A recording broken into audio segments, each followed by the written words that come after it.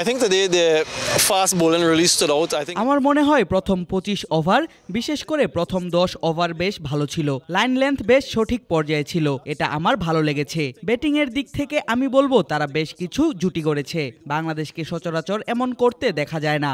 294 run করেছে, এটা ভালো প্রচেষ্টা। তবে এই ধরনের উইকেটে ব্যাটিং আরো ভালো হতে পারত, তারা নিজেদের সামর্থ্যকে আরো ভালোভাবে কাজে লাগাতে পারত।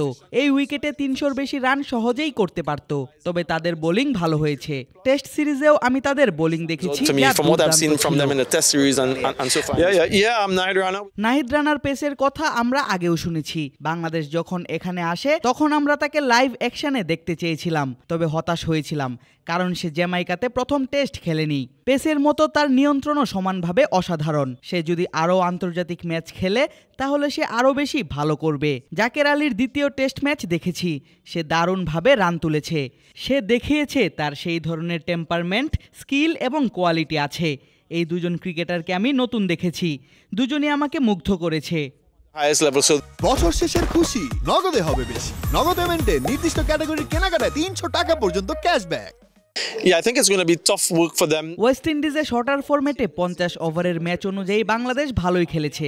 গত বেশ কয়েকটি সিরিজে এই দুই দল বেশ ভালো খেলেছে। ইংল্যান্ডের বিপক্ষে ওয়েস্ট ইন্ডিজ শেষ সিরিজে ভালো খেলেছে, বাংলাদেশের বিপক্ষে তারা আজও জিতলো। আবার এই ধরনের কন্ডিশনে বাংলাদেশ ভালোই করছে। শেষ যখন বাংলাদেশ এখানে এসেছিল তখন ওয়ানডে সিরিজ ছিল গায়ানাতে, স্পিন বান্ধব উইকেট ছিল।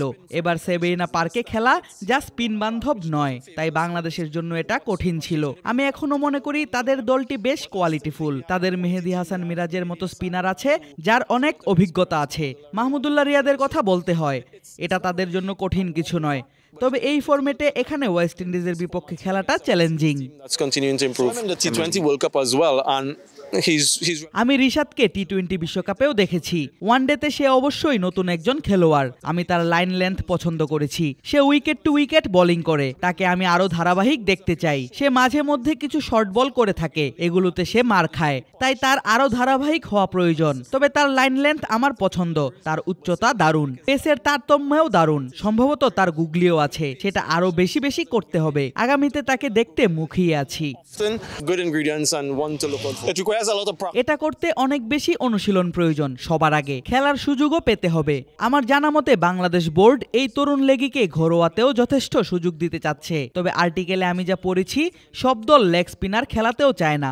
এমনকি রিশাদেরও ঘরোয়াতে ম্যাচ পেতে কষ্ট হয়েছে। না খেলতে পারলে আপনার উন্নতি হবে না, তাই এটা দুদিক থেকেই আসতে হবে। আপনি কর্তা হিসেবে আমার কাজের অভিজ্ঞতা দেখতে চাইতে পারেন, কিন্তু আপনি যদি আমাকে না খেলান তাহলে অভিজ্ঞতা কোথা থেকে আসবে? বোলারের ক্ষেত্রেও ব্যাপারটা একই। যদি সে নাই খেলতে পারে তাহলে তার অভিজ্ঞতা কোথা থেকে আসবে?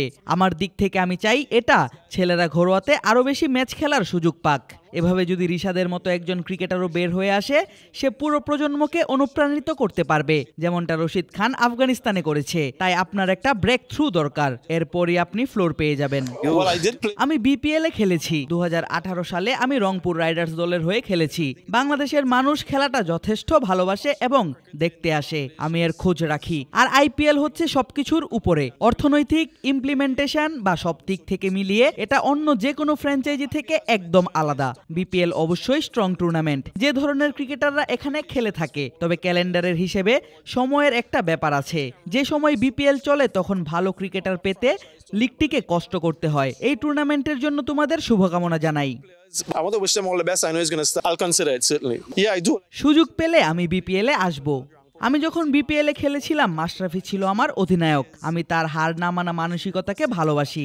সে এমন একজন যে শেষ পর্যন্ত লড়াই করতে জানে। সে অবশ্যই বাংলাদেশের তরুণ ক্রিকেটারদের জন্য অনুপ্রেরণা, এমনকি কিছু বিদেশি ক্রিকেটারের জন্যেও। সেখানে খেলার আমার ভালো অভিজ্ঞতা ছিল। তোমাদের জন্য আবারও শুভকামনা। That tournament and yeah, all the best to you guys.